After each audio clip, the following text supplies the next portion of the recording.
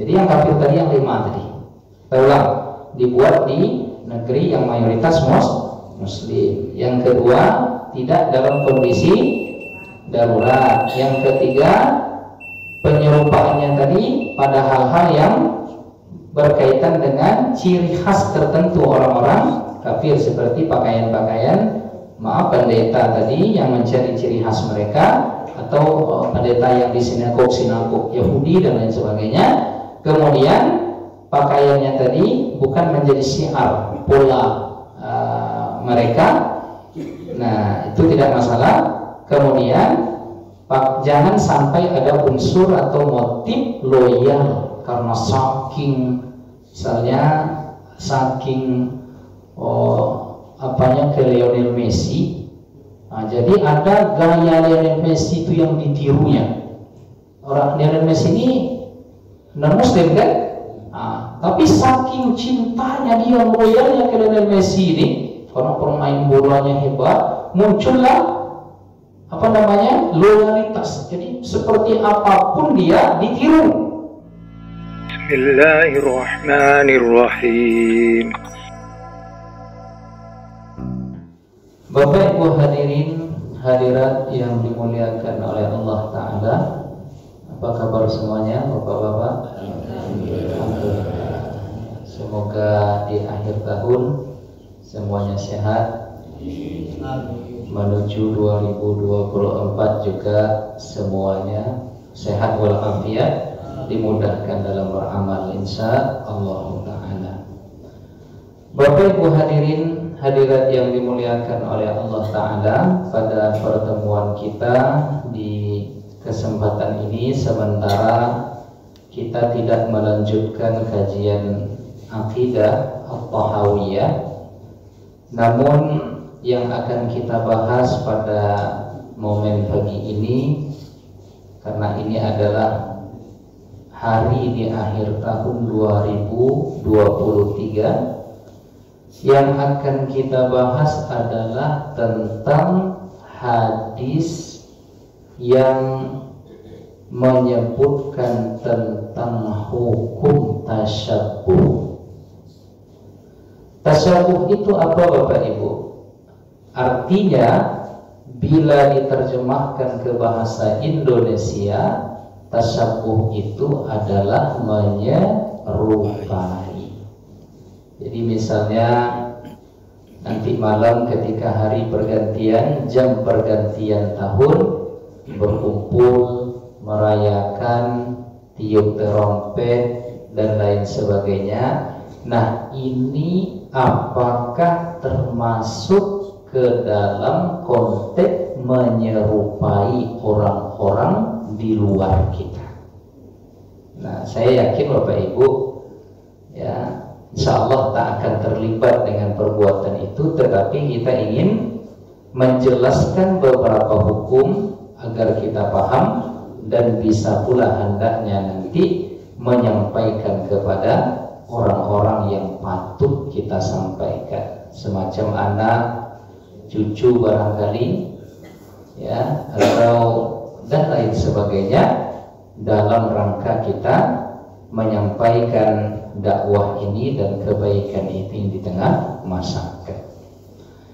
Bapak Ibu yang dimuliakan oleh Allah, ini kita ambil dari kitab Bulughul Maram karya Al-Imam Ibnu Hajar Al-Asqalani, yang diuraikan isinya oleh guru kami Syekh Nuruddin Itir. Jadi Syekh Nuruddin Itir punya kitab 4 jilid menguraikan isi dari hadis-hadis Bulughul Maram karya Imam Ibnu Hajar Al-Asqalani. Berkata Al-Imam Ibnu Hajar Al-Asqalani dengan sanadnya, rahimahullahu ta'ala wa nafa'ana bihi bi'ulumihi fid dharaini Allahumma amin. Hadis ini kata beliau, wa an ibni Umar radhiyallahu anhuma. Hadis ini bersumber dari Ibnu Umar. Ibnu Umar ini adalah anak dari Umar bin Khattab. Ya. Saudarinya adalah istri Nabi, Hafsah. Berarti Abdullah bin Umar ini adik ipar Rasulullah sallallahu alaihi wasallam.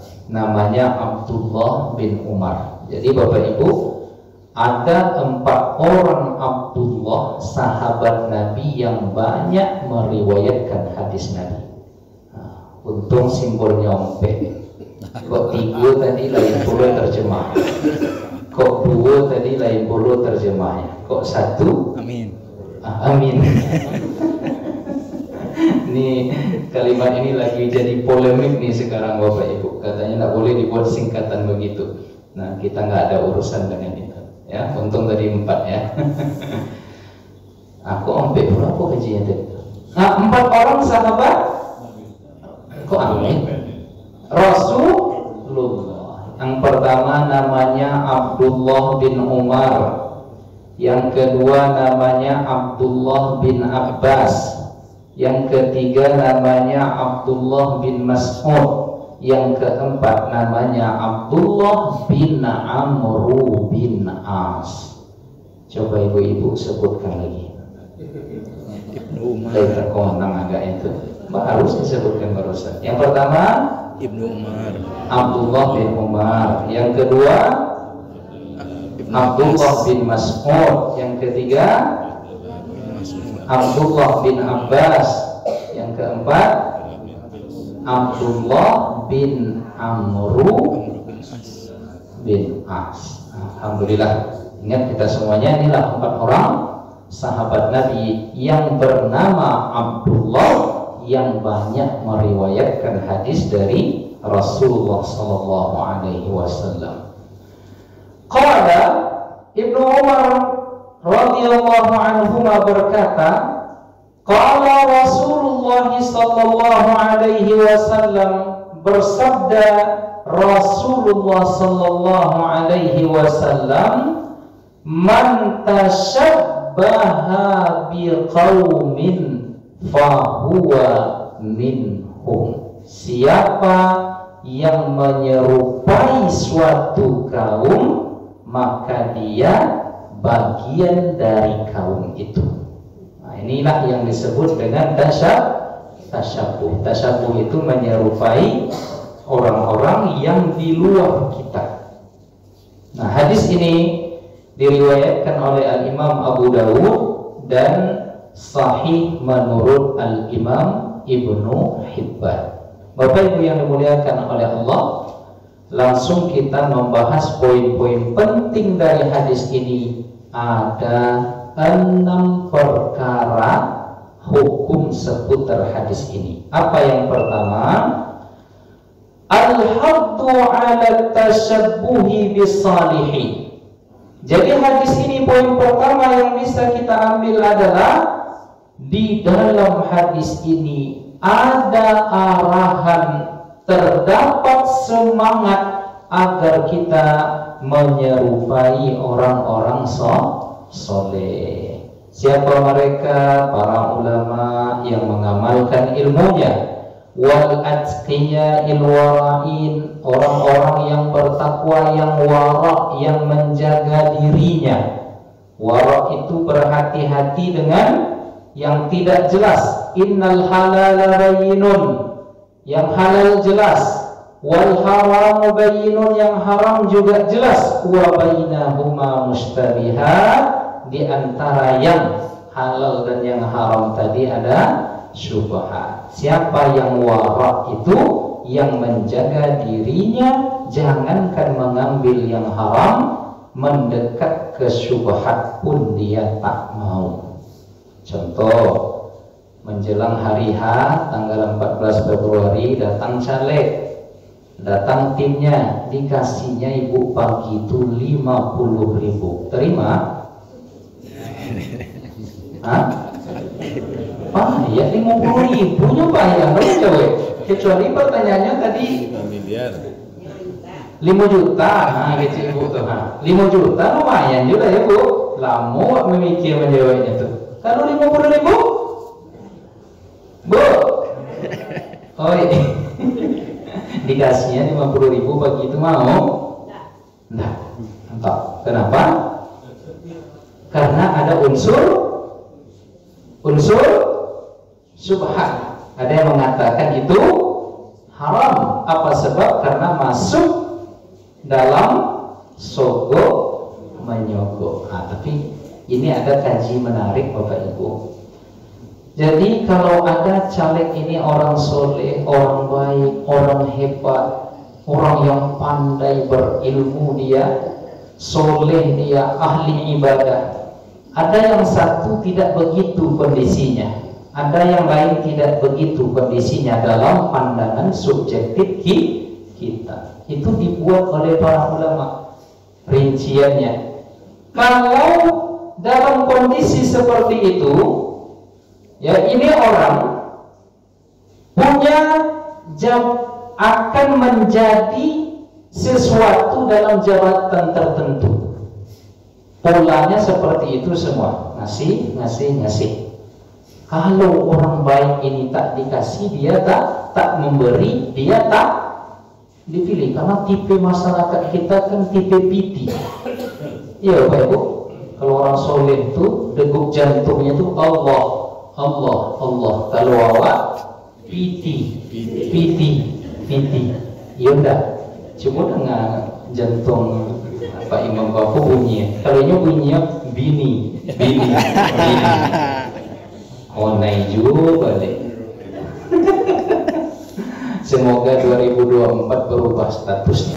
Amin. Ini Bapak Ibu zalim membiarkan imam belum juga mendapat bini tadi. Carilah Bapak Ibu, tolong beliau nih, Bu, tolong carikan, ya.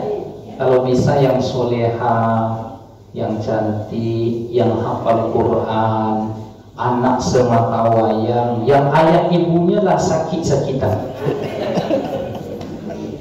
Ini kalau nggak lama sudah tuh pewaris tunggal. Allahu Akbar. Jadi dirinci oleh para ulama. Kalau nggak begitu, ini tipikal masyarakat ini congok keriting. Bagaimana kasusnya orang yang tadi soleh, hebat, punya kapasitas, bolehkah dia memberi? Itu dibagi oleh para ulama rinciannya. Kalau orang yang seperti itu, boleh dia memberi Bapak Ibu.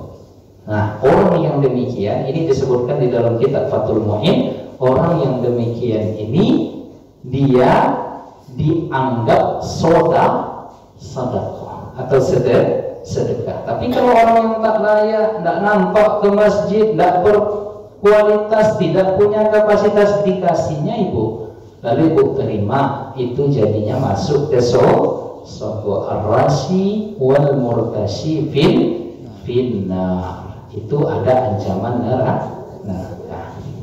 Mau terima 5 juta Bu? Bu, mau terima 50 juta? Oh ini apa? Waduh, Pak Iman pagi itu nampaknya kan.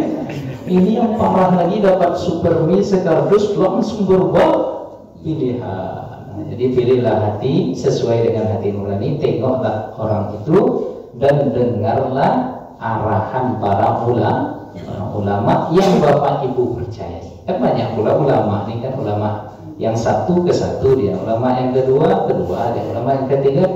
Itu hal biasa. Jangan pula masukkan perbedaan pilihan ini masuk ke dalam bab akidah. Ya, tidak masuk dalam bab akidah. Ini hanya ijtihad. Kita berupaya mencari yang terbaik. Tak bisa kita menilainya, maka kita taklid mengikut arahan para ulama yang kita percaya. Bapak Ibu percaya sama saya? Percaya. Kira-kira mau kalau saya fatwakan memilih berapa? Boleh. Tak boleh. Ya, carilah sendiri ya, sesuai dengan hati nurani. Sekarang informasi sudah banyak beredar. Asal jangan hoax ya, asal jangan hoax. Bapak Ibu, jadi ada rincian ya. tidak lantas murni semuanya haram, tetapi ada pula potensi-potensi diperbolehkan dalam kasus tertentu. Nah, ada juga salah seorang ustadz kita kayaknya maju juga ini, yang ngisi di sini ya. Paham itu maksudnya? Ustadz kita maju pula beliau kan? Ya, tengok kalau saya maju macam mana? Boleh? Boleh Pak Yazid? Boleh. Allahu Akbar. Nah, Bapak Ibu hadirin hadirat yang dimuliakan oleh Allah. Jadi poin yang pertama ini, Allah Nabi Muhammad di dalam hadis ini nampak mengarahkan supaya apa? Yasluku bil insani sabilahum, seperti apa cara hidup mereka, konsep hidup mereka, kebaikan-kebaikan mereka, itu kita tiru. Jadi ada salah seorang ustadz kita, saya sempat hampir 1 bulan sekamar, serumah dengan beliau dulu di Sudan. Itu Bapak Ibu, selama hampir sebulan saya sekamar serumah dengan beliau itu, setiap malam beliau sebelum tidur membaca Yasin, secapek apapun, selelah, semengantuk apapun, sebelum tidur itu pasti dia baca Yasin sekali tamat. Kemudian saya masih ngorok tidur, dia sudah bangun tahajud. Tiap malam saya hintai seperti itu. Akhirnya apa Bapak Ibu, menengok orang-orang seperti itu kita menjadi malu, tidak ada apa-apanya saya. Maka akhirnya kita tergerak untuk menirunya. Nah, itulah dia. Di antara yang bisa kita teladani dari orang lain, yang mereka adalah para ulama, orang-orang bertakwa yang wara, yang cara hidup mereka, prinsip kebaikan mereka kita ditiru. Itu poin pertama ya, yang tersirat, yang diisyaratkan dari hadis Nabi ini sallallahu alaihi wasallam. Yang kedua, at-tahziru min at-tashabbuhi bi ghairi ahli istiqamati was-shalah. Ada tahzir, ada larangan, ada hambatan, ada arahan supaya jangan menyerupai orang-orang yang selain tadi. Siapa mereka? Ya, orang-orang yang tidak istiqamah, orang-orang yang tidak soleh. Wa mahallu zalika, posisinya seperti apa? Posisinya adalah makana khassan bihim, yang menjadi hal-hal khusus dari mereka, wa alamah alaihim, dan menjadi pertanda perbedaan kita dengan dia. Nah, ini tidak boleh diikuti. Ya, maksudnya ada sebuah kaum yang punya syiar khusus, yang punya tanda khusus, lalu kita tiru dia. Nah, itu tidak boleh. Artinya apa? Syiar khususnya di malam tahun baru pakai ada topi apa namanya itu kan? Nah, ada topi. Kemudian pakai terompet. Nah, ini kan kebiasaan yang menjadi ciri khas, ya. Nah, ini tidak boleh. Tapi kalau tidak demikian adanya, pada bangsa tidak apa-apa. Jika tidak ada karakter khusus dan ciri khas tadi, maka tidak apa-apa.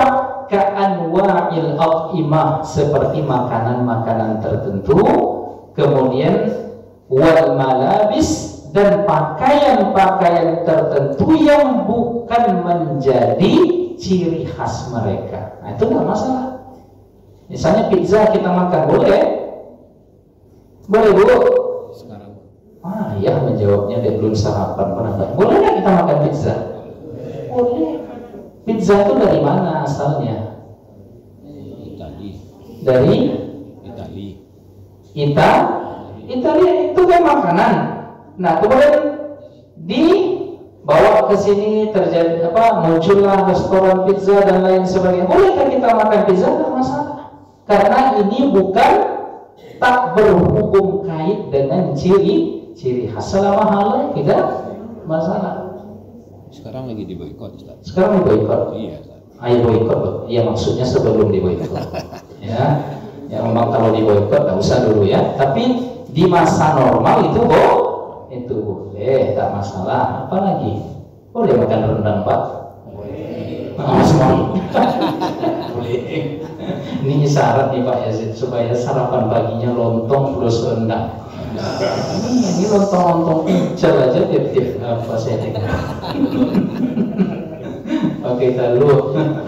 Nah, ini boleh makan rendang boleh, karena ini makanan halal, tidak menjadi ciri khas keyakinan, ya. Dimana rendang ini kan berasal dari Sumatera Barat. Tapi ada pula katanya dulu Malaysia mengklaim itu makanan mereka, Bapak Ibu.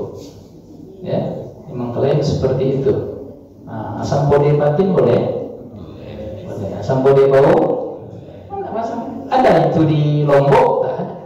Ada itu di Jakarta? Tak ada. Bahkan saya dulu Bapak Ibu singgah di restoran Padang di Jakarta makan rendang. Mani rendang tuh? Ndak aku lekuk Padang Jawa namanya hilang seluruh debenya Bapak Ibu. Nah, jadi Bapak Ibu yang dimuliakan oleh Allah, pakaian yang bukan menjadi ciri khas, gaya bentuk rumah yang bukan menjadi ciri khas mereka, tidak masalah. Bapak Ibu mau bikin rumah model Itali, tidak masalah. Bahkan Bapak Ibu yang dimuliakan oleh Allah, mimbar itu bukan dari budaya Arab, Islam. Kubah bukan dari Masjid Nabawi dulu ketika dibangun macam mana?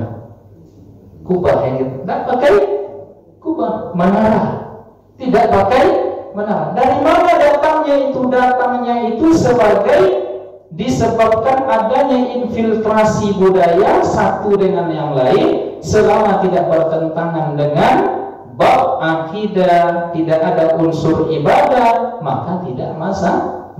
Makanya Nabi SAW memakai mimbar yang mimbar itu dihadiahkan kepada beliau. Begitu tidak sekarang kubah itu.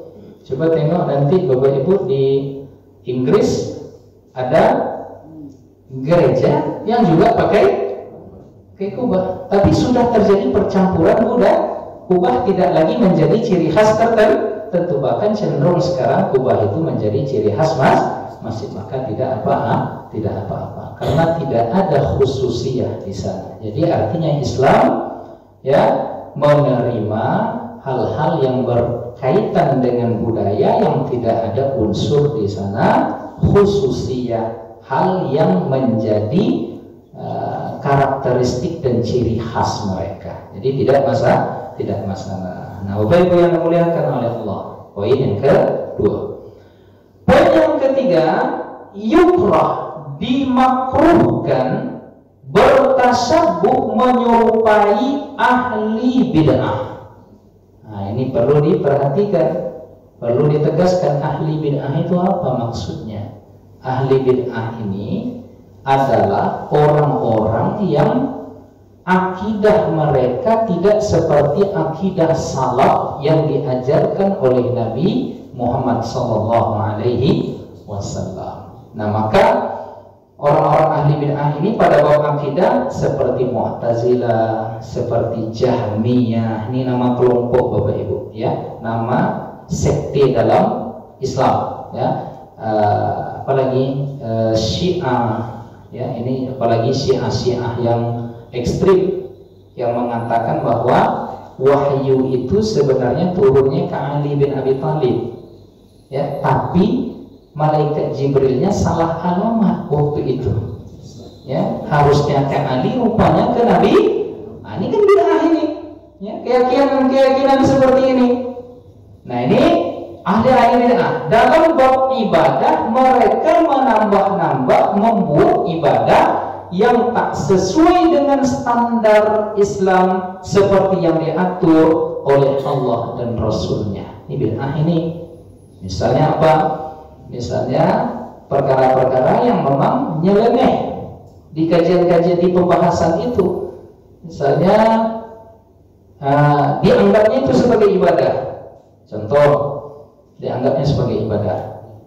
melepas mayat sebelum dimasukkan ke keranda, diusung oleh orang-orang untuk pergi ke masjid, mushola, disalatkan.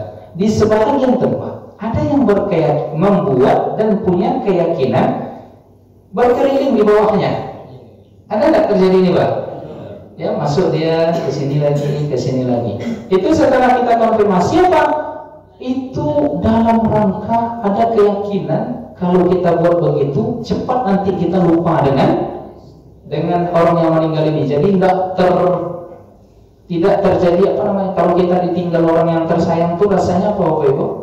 Trauma, ya, traumanya itu cepat hilang, kesedihannya cepat hilang. Apa iya pada itu? Ya, nah itu kan diada-adakan. Kalau ada keyakinan seperti itu, ini tertolak, tidak boleh. Apalagi pada hal-hal yang ibadah mahdhah yang sudah ditetapkan waktunya, ditentukan tata caranya, lalu ditambah atau kurangi, itu lebih bahaya lagi bid'ahnya. Ya, seperti salat subuh 2 rakaat. Oh enggak, saya subuh ini kan masih semangat ini pagi ini katanya kan. 4 lah saya buat katanya. Aku mengada-ngada. Ada yang sholat subuh 4 rakaat tadi? Tak ada. Tapi kalau dalam persoalan fikih yang di situ khilafnya mu'tabar, artinya terjadi perbedaan pendapat para ulama di situ, dan itu diakui sebagai perbedaan pendapat di kalangan ulama, ada dalilnya masing-masing. Nah, seperti kunut tak berlaku di situ bid'ah. Oh, ini orang yang berkunut dianggap bid'ah. Kok salah alamat ini, Bapak Ibu. Maka clue-cluenya saya berikan untuk sederhananya seperti itu. Atau misalnya lagi zikir berjamaah dibid'ahkan, tidak masuk di situ, ya. Atau apalagi misalnya membaca Yasin hari Jumat dibid'ahkan, hukumnya segala bid'ah aja. Padahal hal-hal persoalan itu terjadi, memang faktanya terjadi perbedaan pendapat. Yang faktanya terjadi perbedaan pendapat tidak perlu dibid'ahkan. Jangan digas di situ. Jelas Bapak Ibu? Begitu juga tadi pada perkara akidah, yang kedua pada perkara fikih yang berhubung kait dengan ibadah, yang ketiga bid'ah dalam kajian-kajian akhlak. Nah, ini muncul sekarang nih, ada beberapa kajian-kajian apa katanya, Allah itu ya Muhammad itu katanya. Nah, ini gawat ini Bapak Ibu. Ya, ini ada pengajian yang sudah masuk ke unsur-unsur berbahaya seperti wahdatul wujud, bersatunya makhluk dengan pencipta dengan yang dicipta. Ya, jadi ya Muhammad itu ya Allah katanya, kan bahaya nih kaji-kaji seperti itu. Nah, ini kalau tidak ditakwil dalam artian kita konfirmasi apa maksudnya, bisa-bisa jatuh hukumnya nanti kepada kekafiran. Hati-hati. Hati-hati juga pengajian-pengajian yang tertutup yang tidak jelas. Lebih baik ikutlah mengaji kepada yang terbuka, memakai kitab jelas ya, yang apa kita pelajari. Nah, ini maksudnya ahlul bid'ah itu fima huwa mazmum, dan hal itu terlarang dilakukan, makruh kita ikuti, kita tiru orang-orang ahli bid'ah itu. Wa huwa ma yakunu mumayyazan lahum, sesuatu yang berbeda bagi mereka, sesuatu yang menjadi ciri khas mereka, fi hayati lihya, dalam model jenggot, au sya'rin, atau model rambut, au libas, atau pakaian, li'alla yuzanna annahu minhum. Nah, supaya jangan timbul prasangka ini orang bagian dari orang itu. Nah, sehingga nanti dia dicela. Nah, akhirnya nanti muncul dosa, muncul konflik. Tapi hukumnya makruh. Misalnya sebuah kelompok pengajian tertentu yang nyeleneh, dia punya ciri khas tertentu. Misalnya kopiahnya seperti ini, kopiahnya seperti ini, atau pola pakaiannya berbeda dari yang lain. Nah, itu hukumnya orang yang seperti itu, kelompok seperti itu makruh. Nah, titiknya sampai makruh, ya, makruh ditiru karena mereka ahli bid'ah. Itu poin yang ketiga. Poin yang keempat, zahirul hadis. Hadis ini secara zahir Nabi mengatakan bahwa minhum, dia yang menyerupai orang tadi, bagian dari mereka, anna tasyabbuha bil kuffari fil libasi kufr. Dari zahirnya hadis ini berarti menyerupai orang kafir dalam tata cara berpakaian mereka itu adalah sebuah kekafiran juga, yang tadi menjadi ciri khas mereka. Wa huwa mazhabu jumhuril ulama. Ini adalah mazhab mayoritas ulama. Wa qala al-Hambaliyah, dalam mazhab Hambali, menyerupai orang kafir dalam tata cara berpakaian yang menjadi simbol mereka. Maaf cakap, kita meniru berpakaian ala tokoh agama tertentu, pola tokoh agama tertentu. Kan ada salah satu agama yang pakaiannya mereka botak, pakai kayak ihram tuh, tapi warnanya bukan putih. Nah, kita nggak boleh menyebut apanya ya. Nah, lalu kita pakai pula seperti itu. Nah, ini kata secara zahirnya hadisnya katanya, jadi ada batas-batas toleransi. Ada yang bisa ditolerir, ada yang tidak. Nah, maka ini kafir. Tetapi menurut mazhab Hambali ini haram.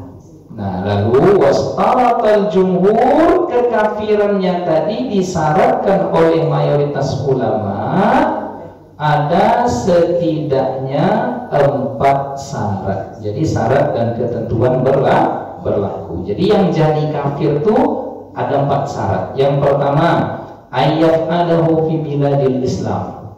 Dia buat yang demikian itu di negeri Islam mayoritas Muslim. Ditirunya pola berpakaian tadi seperti yang kita contohkan tadi. Nah, itu ya syarat yang pertama. Allah yakuna tasyabbuha bihim li darurah. Ya, yang kedua syaratnya yang bisa menjatuhkan hukumnya kepada kekufuran tadi, dia tidak membuat penyerupaan itu karena faktor darurat. Kalau tinggal di negeri minoritas, kalau tak buat begitu nanti kita ditekan. Nah, itu oke lah. Ini misalnya Pak Haji tinggal di sebuah negeri minoritas Muslim, mayoritas dengan ajaran tertentu di situ. Nah, di setiap hari keagamaannya diwajibkan oleh pemerintahnya untuk bergaya dengan pakaian yang menjadi simbol agama mereka. Kalau tak dibuat begitu, kita sebagai minoritas kita ditekan, hak-hak kita nanti tak didapatkan, atau mungkin sampai pada pembunuhan atau di bawahnya. Maka dalam kondisi itu ya tidak masalah. Kalau Indonesia masuk kriteria ini, nah itu ngaku boleh pakai apa tadi? Ya, trompet tertentu. Nah, itu syarat yang kedua. Tapi ini harus terpenuhi keempat-empatnya, baru nanti jatuh kepada kekafiran. Yang ketiga, ayyakuna tasyabbuha, penyerupaan itu fima yahtassu bil kafir, ya, yang menjadi ciri khas khusus orang-orang kafir tadi. Itulah ya pakaian pola tertentu tadi yang di sini disebutkan wasaubur ruhban, ya, yang seperti orang Yahudi sinagog, gaya-gaya berpakaian orang ya Yahudi. Ada pula kelompok apa itu Bapak Ibu, kelompok Yahudi itu pakaiannya saya tengok pakai jas, pakai dasi, celana apa, kemudian pakai topi yang agak lalu mereka apa di tembok ratapan. Ditiru-tiru pula gaya itu di sini, itu kan khas mereka. Itu hati-hati, bisa jatuh kepada kekufuran. Nah, lalu poin yang keempat, ayyakuna tasabbuha fil waqti allazi yakunu fihi libas muayyanu syi'aran lil kuffar. Ya, penyerupaan itu pada kondisi di mana pakaian itu menjadi syiar mereka. Ya, pada kondisi di mana pakaian itu menjadi syiar orang-orang kafir, ya. Maka di sini boleh tidak bapak-bapak pakai celana levis? Boleh atau tidak? Siapa yang punya celana levis? Abang ada punya celana levis? Ada. Abang ada? Ada. Imam ada? Tidak punya celana levis. Pak Imam ini pakainya sarung jubah. Soleh Pak Imam. Ya. Kalau kita pakai levis boleh atau tidak? Boleh. Untuk ibu-ibu tidak boleh. Ya, maksudnya pakai levis keluar itu tidak boleh. Ya, tapi kalau di rumah tidak masalah. Suka pula suaminya mungkin yang muda-muda ya. Mudah-mudahan ini abang suka nih mau adik pakai levis. Dipakainya demi membahagiakan suami tidak apa. Tapi jadi boleh keluar. Ya, tapi untuk bapak-bapak standar tidak masalah karena levis itu sekarang bukan lagi pakaian apa tadi syiar agama tertentu karena sudah terjadi pembauran kita pakai mereka pakai. Dulu sempat juga dilarang pada masa-masa tertentu ya. Bahkan ada fatwa dulu dari saya lupa ingat apakah Syekh Hasyim Asy'ari atau apa itu memfatwakan memakai jas gaya kompeni penjajah itu diharamkan oleh beliau waktu itu karena kondisinya waktu itu pakaian itu adalah simbol mereka syiar itu simbol ya salah satu simbol gaya mereka. Nah kalau bergaya pula seperti itu tidak boleh. Nah sekarang kita kan ya seperti levis tidak masalah ya seperti jas sekalipun itu bukan dari buatan orang atau celana panjang. Celana panjang itu beberapa dulu aja seperti itu. Dulu kan pakai sarung, pakai jubah. Zaman Nabi kan tak ada celana panjang yang seperti pola kita sekarang. Nah itu baru dibuat di masa-masa tertentu oleh non-Muslim. Bolehkah kita pakai? Tidak masalah, karena itu tidak lagi menjadi syiar mereka. Nah Bapak Ibu yang dimuliakan oleh Allah Ta'ala, rupanya 5 syaratnya. Yang kelima, ayyakuna tasyabbuha mailan lil kufri. Motif memakai pakaian tertentu itu tadi atau memperbuat gerakan tertentu tadi, motif yang muncul adalah loyalitas ke mereka. Nanti tak boleh. Ya, jelas Bapak Ibu, ada semacam loyalitas kepada mereka. Nah, ini tidak diizinkan. Contoh, siapa yang menyerupai pakaian orang-orang kafir tetapi tidak ada loyalitas kecenderungan motif untuk loyal kepada mereka, ini berdosa. Tetap berdosa, tetapi tidak sampai kepada kafir. Jadi yang kafir tadi yang 5 tadi.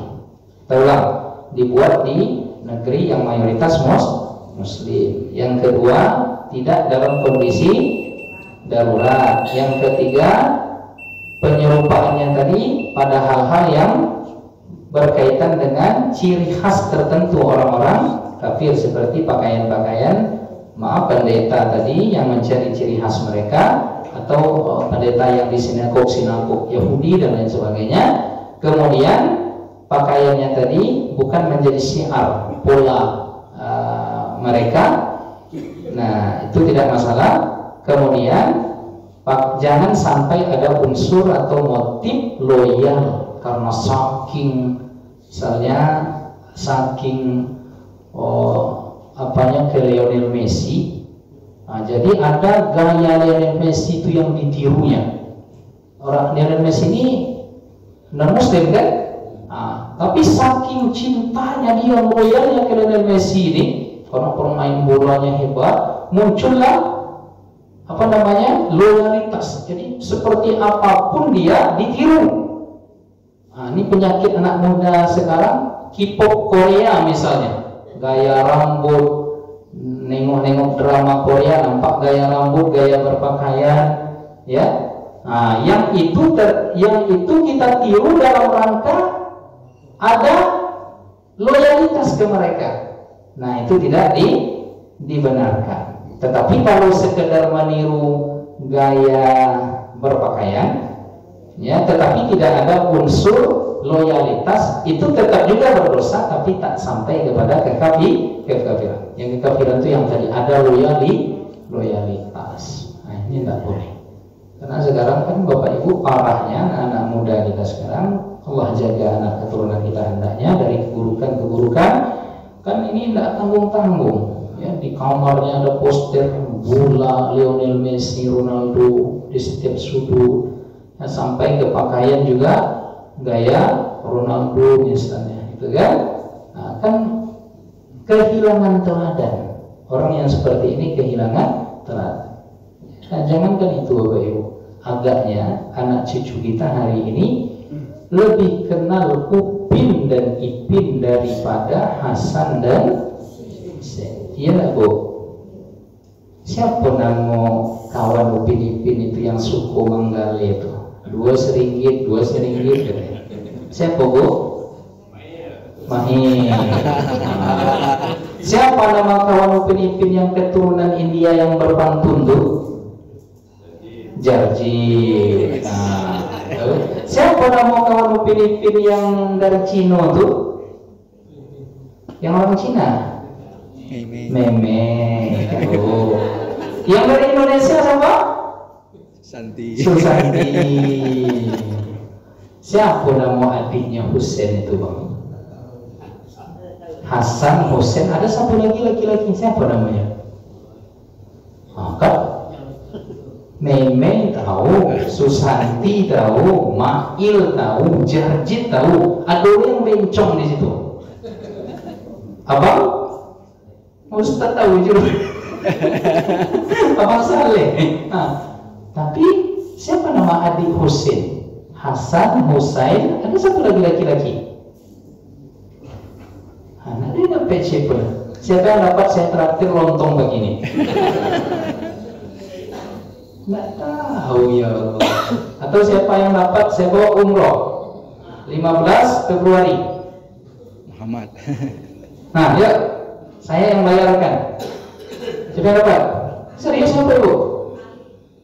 Enggak hadir. Disebut umroh belum menjawab Ibu. Iya tapi serius nih. Saya bawa umroh tanggal 15 Februari berangkat kita. Ya. Muhammad. Ya. Subuh umroh semangat lo jawab. Ya. Siapa? Nah, kita tutup begini. Tidak bisa pergi umroh nanti. Muhassin, Hasan, Husain, Muhassin. Siapa nama anak Nabi dari istrinya yang bernama Maria Al-Qibtiyah? Ibrahim. Wah, bagus, tapi tidak ada ngaji umroh. Tentu saya membuat soalnya agak sulit-sulit sedikit untuk hadiahnya yang besar ya Pak ya. Nah, jadi itu Bapak Ibu yang dimuliakan oleh Allah. Jadi ada 5 syarat yang jatuh hukumnya kepada kekufuran. Nah, berarti faktor loyalitas niatnya itu perlu. Ya, di situ terjadi kekufuran nanti. Pokoknya ya dia sampai hampir-hampir menyembah tokohnya itu. Nah, itu berbahaya.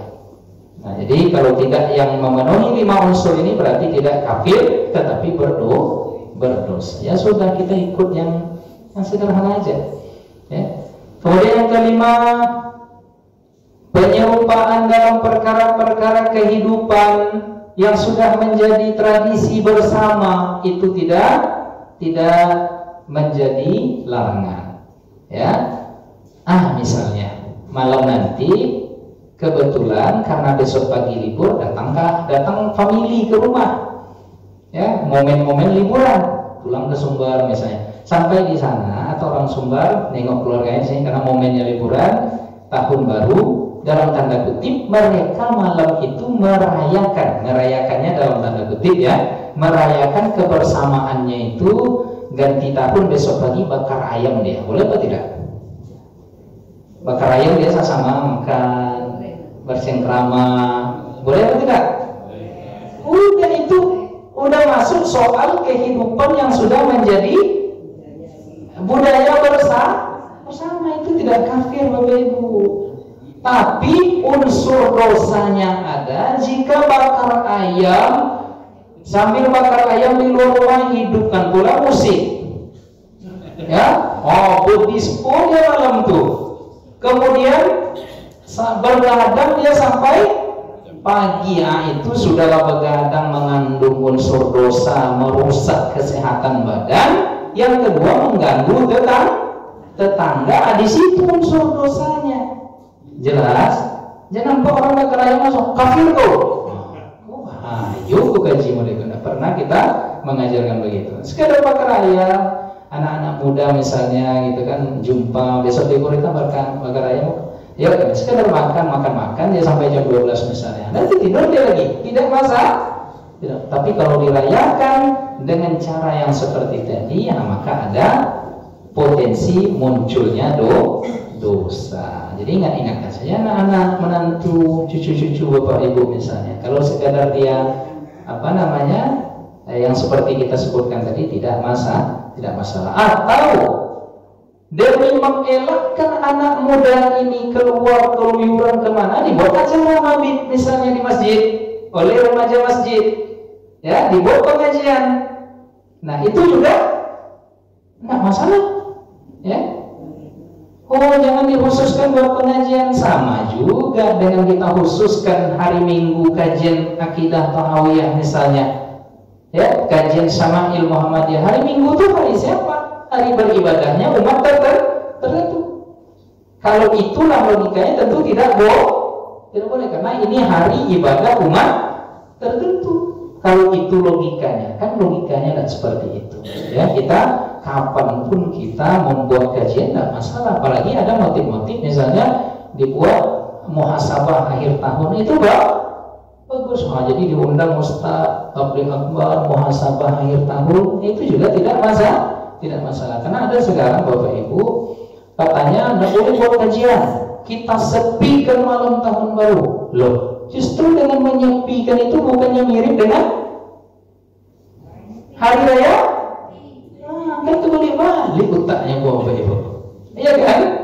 Iya enggak? Kita sepikan berarti kita membuat sesuatu yang juga ada unsur penyerupaan. Maka biarkanlah mengalir. Kalau ingin buat mabit tak masalah. Toh libur besoknya tahajud kita malam ini sama-sama misalnya. Bunda, kami dulu ketika masa di Aliyah seperti itu Bapak Ibu. Ada mentor-mentor kami itu senior-senior, yuk kita mabit malam ini di mana, di masjid itu. Nah, datang habis sisa berjamaah, kemudian tilawah Al-Quran malam tahun baru itu.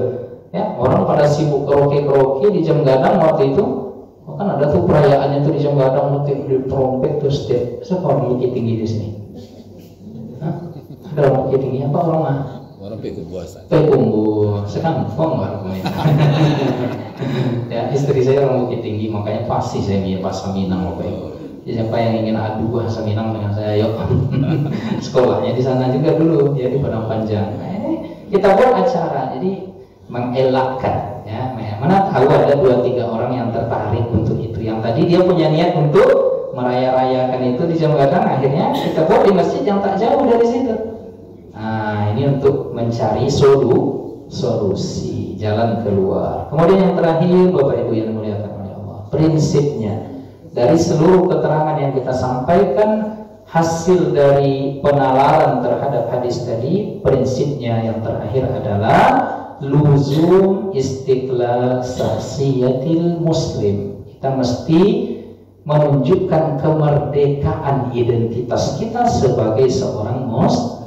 Tidak usah ikut. Apa istilahnya kalau ngikut-ngikut tuh apa namanya? Latah apa istilahnya? Tak usah latah dengan ciri khas orang-orang lain atau orang-orang tertentu. Nah, hati-hati kita. Apa sebab? Karena mengikut-ngikut ini kita tidak punya kemerdekaan identitas, itu ada pengaruh buruknya nanti di dalam kehidupan. Itulah dia. Di antara pengaruh buruknya kita lebih mengenal yang seharusnya tidak terlalu kita kenal.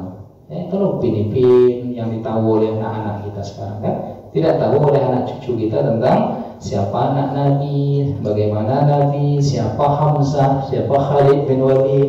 Jadi kehilangan teladan. Nah, ini yang kita tidak inginkan. Itulah barangkali Bapak Ibu yang dimuliakan oleh Allah, Kemudian tantangan akhir zaman ini, musuh kita dalam beragama ini dan mendidik anak-anak kita amatlah banyak. Maka ini yang perlu kita hati-hati. Semoga Allah lindungi kita.